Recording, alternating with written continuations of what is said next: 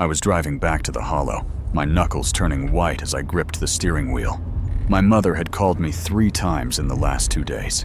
She never reached out over trifles, but this time, her voice over the line was trembling, as if the very ground was crumbling beneath her feet.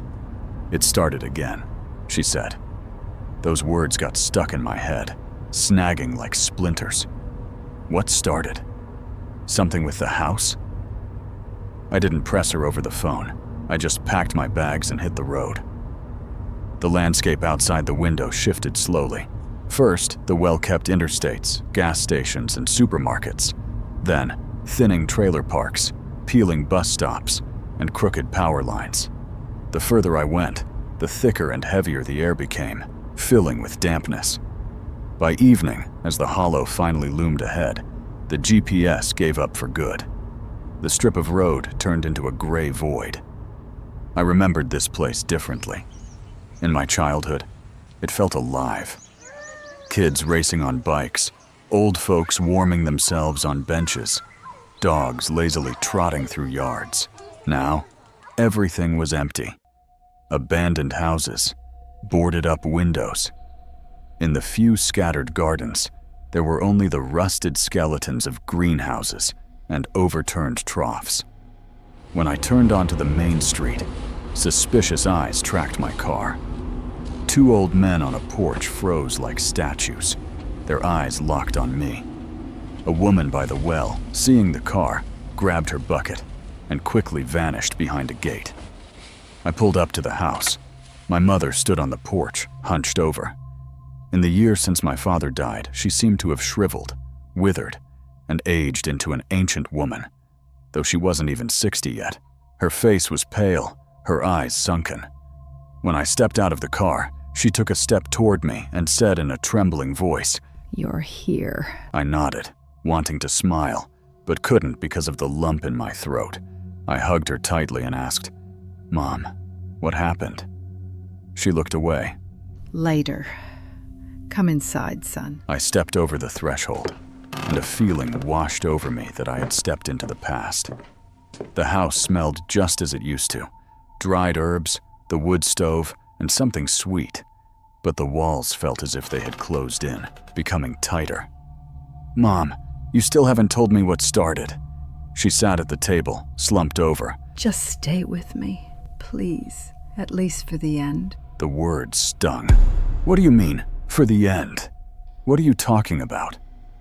She remained silent, staring at a single point and nervously fidgeting with a handkerchief in her hands. I sighed, deciding the conversation could wait. Let her rest, let her calm down. Then we'd figure it out. I spent the whole day with my mother, helping around the house, trying to draw her into conversation to distract her from her dark thoughts. In the morning, we went out to the garden, though there was nothing to do. It was too early for planting. The ground was still cold, but Mom wandered between the rows anyway, as if she were checking for something. I joked that it was time to quit this place and move to the city, but she only shook her head and gave a sad smile. Later, we fixed the fence, or rather, I fixed it. Mom stood nearby, watching me nail the crossbar while she fidgeted with the edge of her apron. Tears glistened in her eyes every now and then. "Mom, come on, what is it?" I muttered, leaning against the cold boards. "Everything is fine." She nodded, but before she could answer, a gate clicked nearby, and I instinctively turned around. Walking quickly down the road was a woman in a long wool skirt, wrapped tightly in a shawl. I recognized her. A neighbor, Mrs. Gable. When I was a kid, she used to bring us fresh honey. Now, Mrs. Gable walked without looking our way, but as she drew level with us, she suddenly shot a glance. Her eyes were anxious, wary. Her lips moved silently as if she wanted to say something, but she changed her mind instantly, quickened her pace, and vanished around the bend. I frowned. "Mom, what's going on here?" "You were going to help me with the potatoes." She said suddenly, as if she hadn't heard my question. "Come on, we're almost done." All day she was as if in a fog. She barely spoke. She washed the dishes, muttering something under her breath, and when I playfully took her hands and spun her around the kitchen like a dance, she even laughed, but then immediately burst into tears, burying her face in my chest. "Mom, what's wrong with you?" Forgive me, son. She sobbed, wiping her eyes. Forgive me. I squeezed her shoulders tighter. "Maybe you should move to the city. To hell with this house, this hollow. Dad is gone. You're all alone here. If you want, we can pack up tomorrow, and I'll take you back. You can live with me." No. She interrupted. Her voice was firm. "But why?" She remained silent for a long time, and then she looked at me with such seriousness that it made my skin crawl. Because I can't. She finally said, and stood up to clear the dishes. I didn't push or argue. I just decided I'd talk to her tomorrow when she was in a better mood. Closer to night, Mom went to her room. I finished my tea, checked the door, turned off the lights, and lay down in my childhood bedroom. The bed seemed strangely small, though it used to feel huge. It smelled of wood, old books, and wool blankets. When I closed my eyes, I could still feel my mother's gaze, her strange words. I knew right away I wouldn't be able to sleep. The silence in the house was too thick, too viscous. In the city, even at night, you hear the hum of cars, dogs barking, heels clicking on asphalt. Here, there was nothing but the creak of wood somewhere on the roof, as if the house were sighing in its sleep.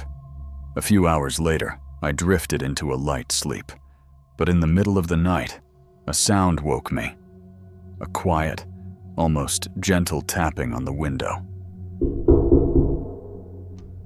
I froze, listening. My heart thudded heavily in my chest. I sat up slowly. Pulling a throw over my shoulders, I got out of bed. My legs felt as heavy as lead.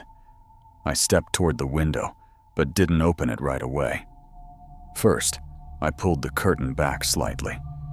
There was no one behind the glass, only a smudge, the dark, smeared print of a small palm. I yanked the window open. The night dampness hit my face. The moon illuminated the yard, but there wasn't a soul, only the old well, the rusty bike Mom kept for some reason, and the trees sitting like black shadows along the road.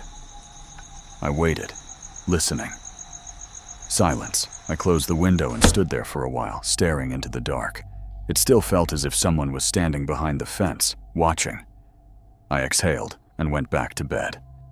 The rest of the night passed quietly. In the morning, walking out into the yard, I saw footprints, bare feet, despite the cold. They started right under my window and stretched away past the fence toward the road. Maybe kids playing around. But there were no kids left in the hollow, not for a long time. Only old folks. Whatever, I thought. Nothing bad happened. Someone just knocked on my window. Big deal. I tried to push the strange incident out of my mind, but the memory of that black handprint on the window continued to burn. The day passed in a viscous fog. I tried to distract myself with chores, but my thoughts kept returning to the nocturnal knocking and the footprints. I wanted to talk to my mother, but she was distant, as if she didn't hear me. She made lunch, washed dishes, even smiled occasionally, but there was a void in her eyes, and her fingers were always fidgeting with something. The edge of her apron, the hem of her robe, a button. After lunch, I went out into the yard again. The air was heavy and damp. A mist crawled over the ground, though the sky had been clear that morning. At the neighboring house, a man sat on a sagging porch, head hanging low, hunched over as if he were freezing. I looked closer. "Hello," I said softly, but the old man paid no attention. He sat there, staring at his feet. His lips were moving as if he were muttering something, but I couldn't make out the words. "Hey," I stepped closer. The old man suddenly raised his head slowly. His face was gray, his eyes bloodshot. "They're here," he whispered. I froze. "Who?" But he didn't answer. He just turned away and disappeared into the house, leaving me standing in the thickening mist. By evening, Mom had withdrawn completely. I sat in my room, leafing through an old book, but I couldn't see the letters. My thoughts were tangled like autumn leaves in muddy water. Time passed midnight, and I finally fell into sleep. In the middle of the night, the same tapping returned. I grit my teeth and turned away, trying not to listen. Damn pranksters, I thought. I decided if I ignored them, they'd just leave. I didn't move, and then footsteps echoed through the house from two sides at once, from the attic above and from the basement below.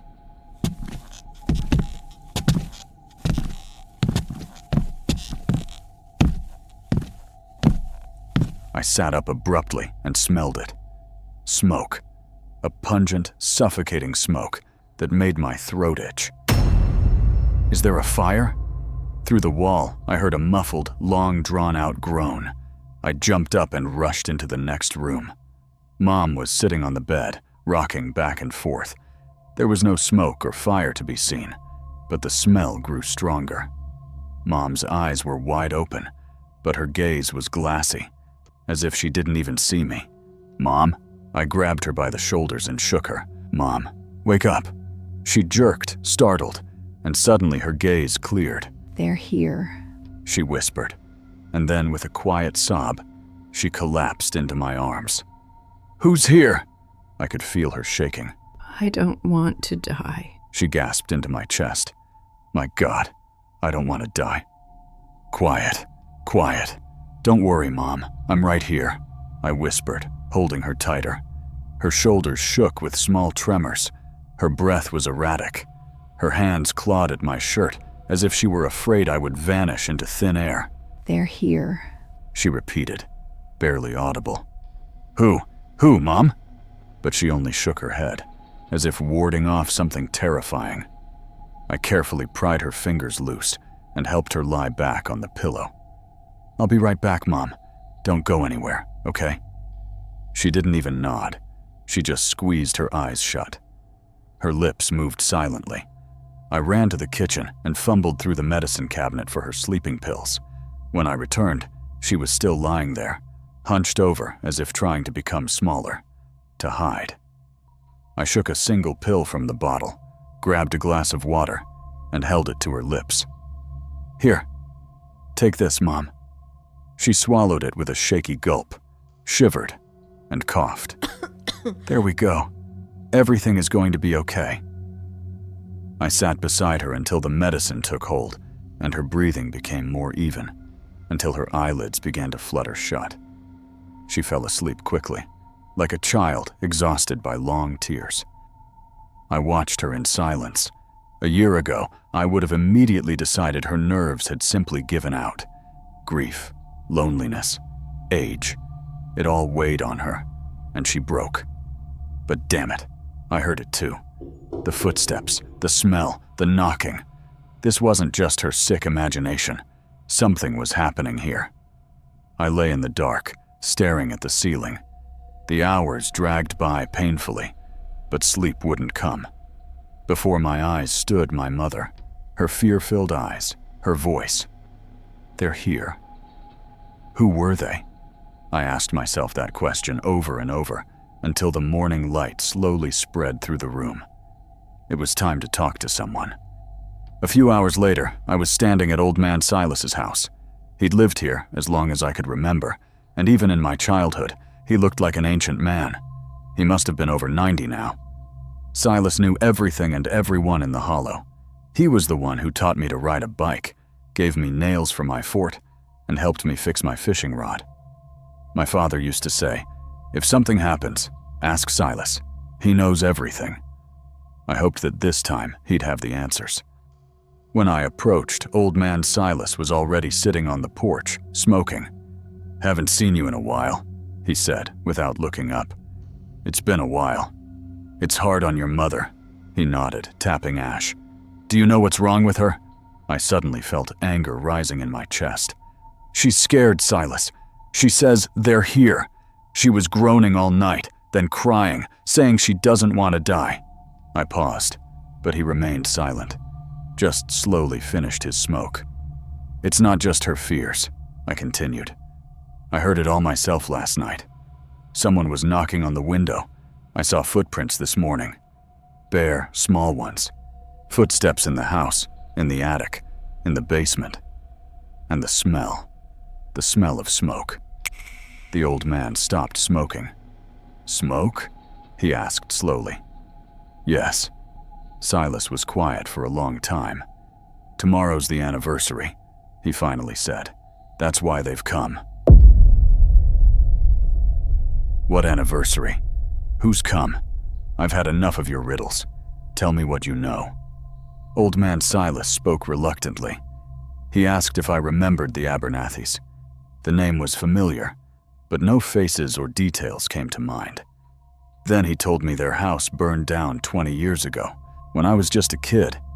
From the moment they arrived in the hollow, rumors spread that the mother was a witch. They said she started the fire herself, locked the doors, and wouldn't let her husband or children out. Some thought it was a ritual, a sacrifice for some power. Others just believed she'd lost her mind. Either way, she died that night along with her family. But since then, Silas claimed, people continued to see her.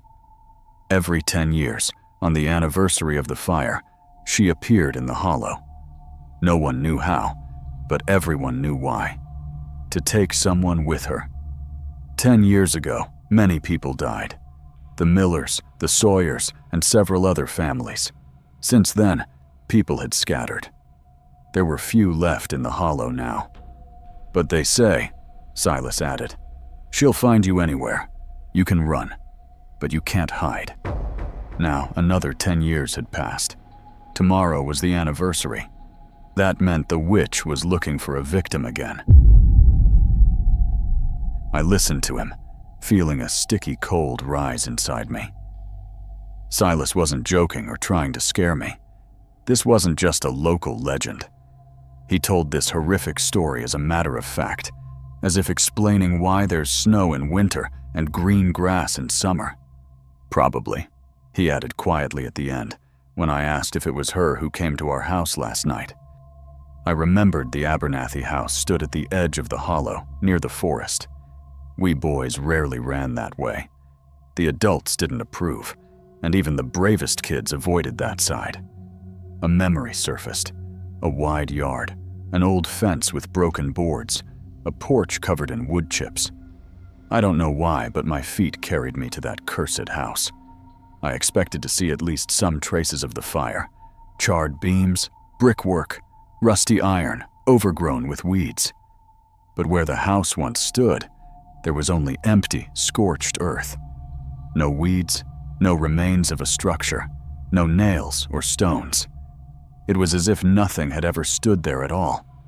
But the smell was sharp and suffocating, as if someone had recently lit a bonfire and let it burn down to smoldering coals. I licked my dry lips and took a few steps forward. A chill ran down my spine. It was stupid, but it suddenly felt as if I turned around. I wouldn't see the hollow, only an endless field and dense forest ahead. I looked down. In the grass to the side, something dark caught my eye. I leaned over. It turned out to be a child's doll, rotted with time. Only bits remained of its cloth flesh, threads poked out everywhere. One button eye hung by a thread, rolling as if it were watching me. I picked it up and suddenly heard a rustle. I snapped my head up.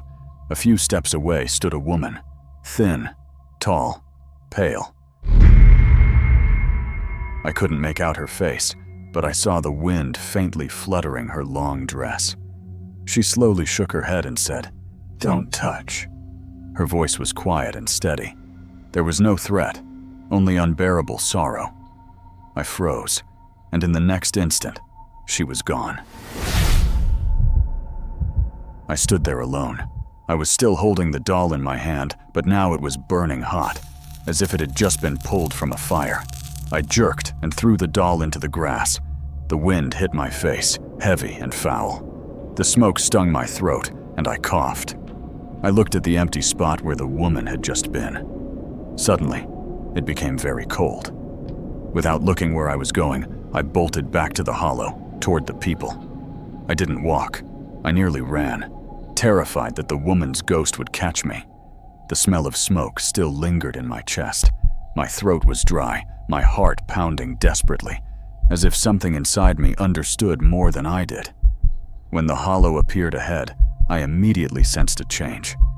It was as if the place, which had seemed sleepy but alive that morning, was now dead. Not a single person on the street. Even the dogs that barked at passing cars during the day had vanished. I turned onto the main street and caught a movement out of the corner of my eye. Someone pulled a curtain back, then quickly hid in the darkness of the house. Further along, the slow creak of a gate. But as soon as I turned my head, the yard was empty. I stopped and looked around. Ahead, on his porch, stood Old Man Silas. He was staring straight at me, unblinking, with an expression that sent shivers down my spine. I opened my mouth to ask what was wrong, but he suddenly turned abruptly, went inside, and shut the door with a dull thud. When I entered the house, the familiar heavy smell hit my nose. Not smoke, no. The smell of tears and grief that had spread through the entire home. Mom sat on the bed, holding a crumpled handkerchief. Her eyes were red, her hands shaking. "Mom?" She raised her head. Her gaze was either anxious or exhausted. She was tired. She closed her eyes and exhaled. Forgive me, son. Forgive me. "For what? What are you talking about?" We all knew. She whispered. I knew, too. Mom took a heavy breath, as if making a decision, and tiredly ran a hand over her face. It seemed she had shed the burden of long silence, but instead of relief, her face showed something else. Emptiness. "We all knew," she said slowly. Everyone in the hollow knew what really happened. I didn't breathe. I only listened, feeling a frozen lump rise to my throat. 20 years ago, everyone here was afraid of her. They were always afraid, as long as I can remember. People whispered that Mrs. Abernathy was a witch, that the neighbor's husband withered away because she drew the life out of him, that the sick children weren't born that way by chance, but because she touched them with her hands. The cattle died. It was her fault. The fish in the river became fewer. It was her. The men drank. It was her again. People fear what they don't understand.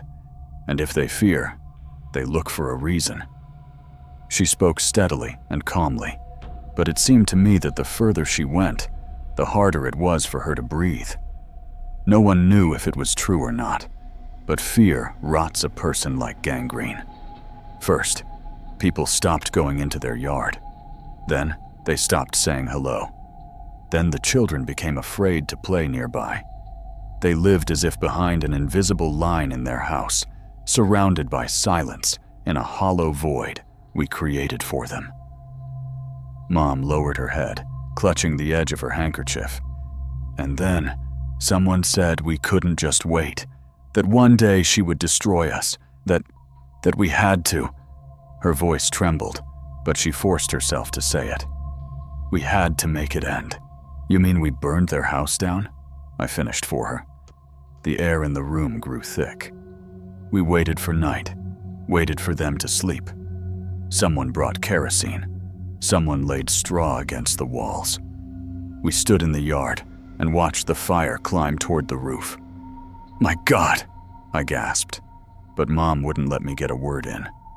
They woke up almost immediately.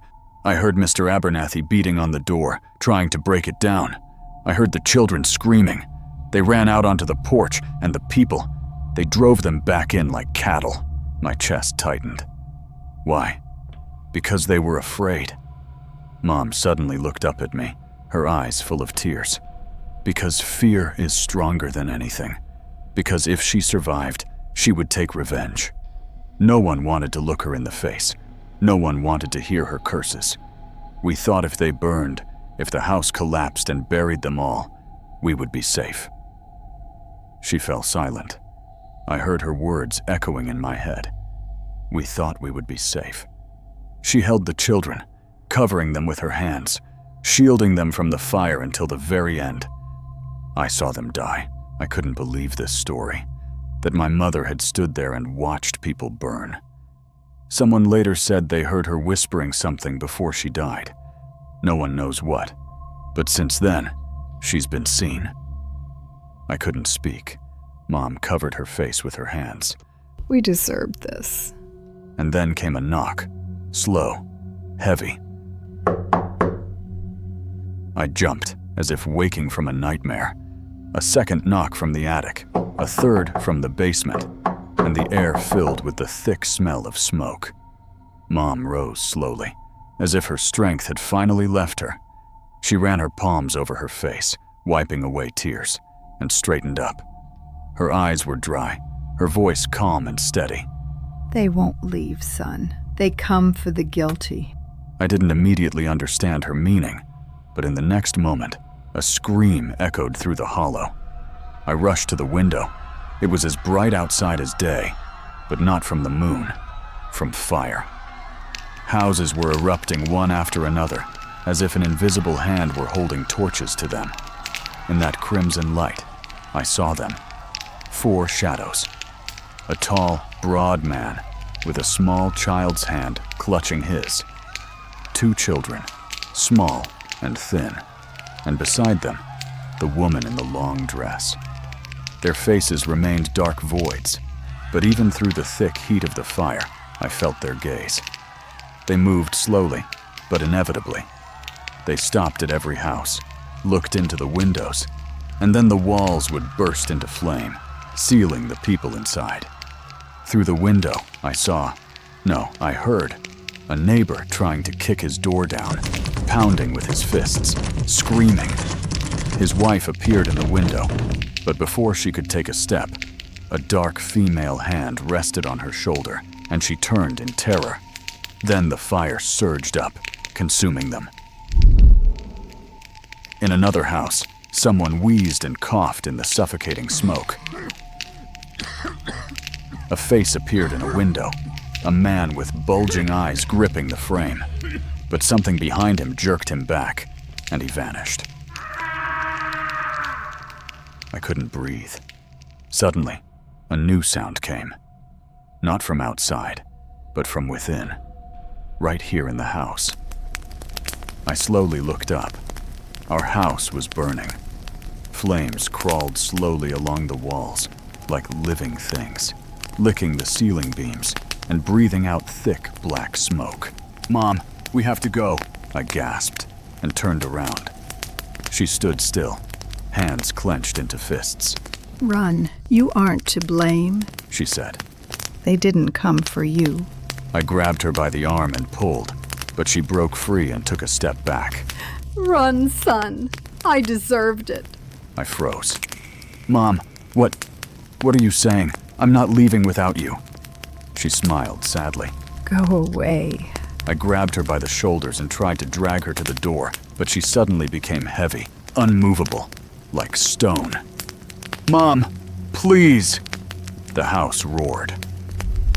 I snapped my head up. Dark streaks ran along the walls. The smell of smoke became unbearable. The air shivered and cracked. The door flew open with a crash.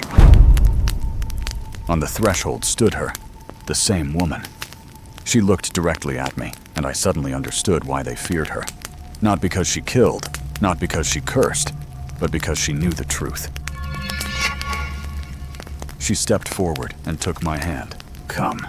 An invisible wave threw me outside, and I only had time to look back. Mom stood in the very center of the burning house, illuminated by tongues of flame. Her face was peaceful. She didn't scream. She didn't try to escape. She simply closed her eyes. I tried to rush back, but the woman held me tight. It was a superhuman strength. "Watch," she whispered. I watched the hollow burn. The fire soared to the sky. People pounded on doors, trying to get out, but something unseen held them inside. They were driven back, just as they had once driven the Abernathys. It lasted an eternity. I didn't realize at first that the night had turned dark again, that the wind had carried away the smell of smoke, and that only the black skeletons of houses and ash remained on the ground. I stood in the middle of an empty town. "Is it over now?" I asked, not turning around. But no one answered. I was alone.